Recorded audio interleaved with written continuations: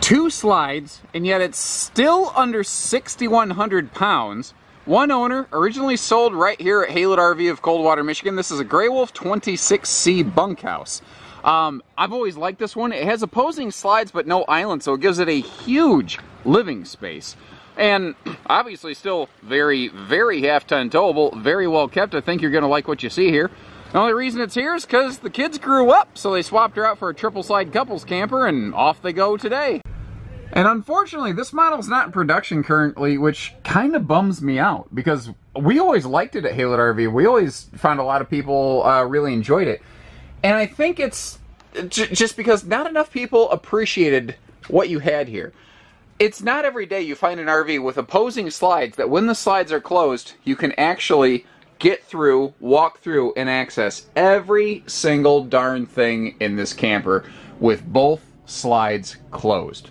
Normally in the RV business, when you do have opposing slides, you're only going to get to it from one side or the other. Now in this case, you could do it either way with the dual entry doors. You have full access to this coach right here, and obviously we can get into the bathroom, as you can see.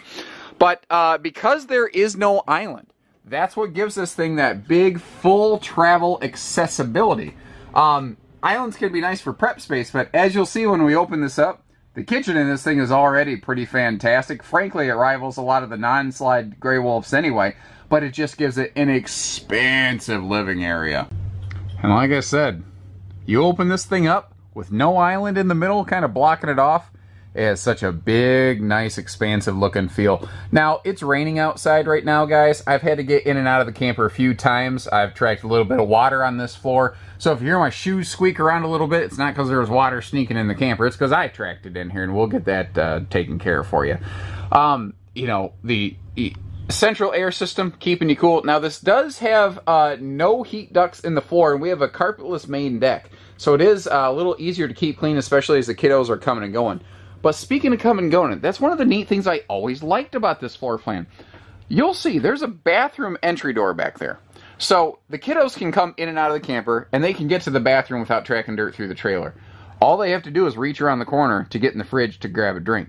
So there's never heavy foot traffic in and out of this RV. I think one of the reasons that this floor plan didn't prove as popular as I really think it should have is because I believe that we live in a culture that associates size with value, and I think that people saw the price tag on a 26-foot opposing 2-slide camper and didn't understand why it was heavier and more money than a 26-foot 1-slide camper. Because if you look at all of the space, if you look at the kitchen that we'll see in just a minute, this thing's awesome. I was like, oh man, I can't believe they discontinued that model. I always thought this was great. We were very successful with these, but I guess we were one of the few dealerships that really understood it.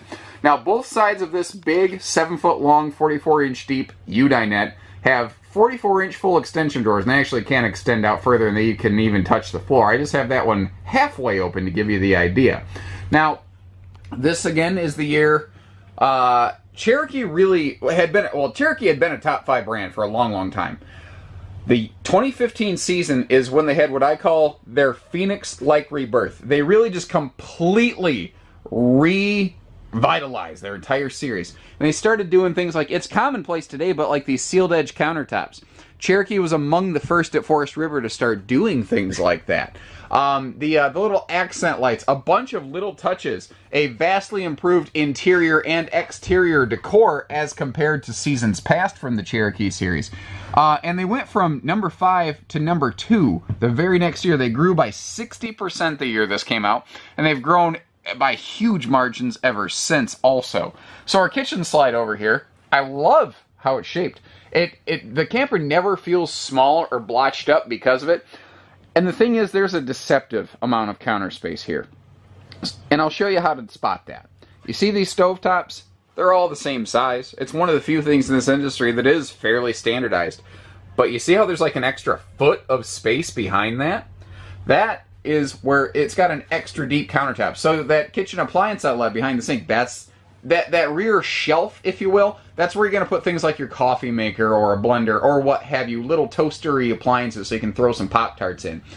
This was the first year with those better countertops. They went to a recessed stove and they added sink covers to really maximize your total space here. And by the way, pardon my umbrella. Like I said, it is drizzly out right now, so I'm trying not to get the camera wet because I've found that when you get electronics wet, they cease to work properly. Funny how that works.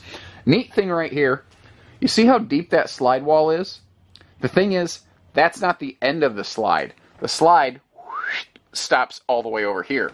This whole pantry is mounted within the slide out. So it gives you all of this extra pantry space. But what's neat, a big, giant, bulky pantry is now off the floor plan. It's out of the way so that it's not in your face and occupying a lot of walk-around space. So on a day like today, where it's rainy, it's drizzly outside, everybody's stuck inside the camper, you have tons of room here. You could have kiddos playing on the floor, and there's no floor vents for little Legos and Skittles and everything else to fall into.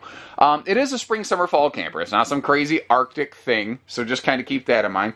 A ladder helps the kiddos get to the upper bunk, but what's neat, you can leave that ladder out and still extend these drawers. The one won't fight with the other, so it's just handy and convenient. Then little things like there are outlets near your seating areas up for the kiddos, so again, on a rainy day, you know, they can entertain themselves. Over here in the bathroom, we do have a larger style, like Max Air style fan, and good gravy, that is clean. That was not used a great deal, so either that or the folks actually took the time to take the cover down and keep that thing clean. The skylight for the shower helps tall guys like me stand in there without having to smack our head on stuff. Foot flush stool, more of that sealed edge counter stuff, and we do have a direct entry bathroom door, which by the way does have a deadbolt on it so you don't lose privacy. And notice too how the sink, the vanity, all this stuff, it's all angle mounted. So many of these bath entry doors, they'll just stick a generic medicine cabinet against that wall. Well, if I wanted to stand in front of it and shave, I'd have to have my butt hanging out in the hallway. And that's just annoying, having the door constantly bumping you and stuff like that, kids walking through. Now you don't have to deal with that. It just makes more sense. In the slide, you may have noticed we have these big, full breeze-through windows. What you can't see, because the light is messing with my camera, let me get up close here, is these big windows have these really nice, like, wooden plantation-style blinds, and I really like those for a couple reasons. The biggest is that, well, one, they're more rugged, and in a bunkhouse like this, I'm not saying that my kids mean to this, I'm just saying that, you know, kids, they get riled up, man. You start feeding them marshmallows and Mountain Dew, and these kids are, you know, they go bananas sometimes. Well, if they're thrashing around, jumping around, like I know I used to as a kid, just like my daughter does, it's really hard to break those things, is what I'm getting at. The other thing is, guys, you can actually clean them. It is, I don't know if you've ever tried to clean pleated cloth shades. It's really, really hard. The entertainment center here is simple but effective. It does hide, though, a pair of sliding bedroom pocket privacy doors. So you do have real doors for the bedroom. I'm just going to kind of finish panning around here so you get a good look at the remainder of the living area. We've pretty much canvassed it already. But note that shoe garage right by the entry door. So you don't have to have a big clutter of shoes right in front of you, tripping you as you go in and out. Now it does look like this does have a Bluetooth DVD stereo, but it looks like the previous owners must have upgraded or added something at some point, because they added this extra little shelf on top of the original factory shelf just to expand some entertainment needs. Passing through up here, the bedroom is pretty commonplace. There's nothing earth-shattering up here, but it's effective. I mean, there's nothing bad about it. There's just nothing like, wow, wow, amazing. I do like those fully mirrored cabinets, but notice you do have full-length hanging closets, so there's no sharp point to jab you in the shoulder, but you do still maintain side stands with outlets.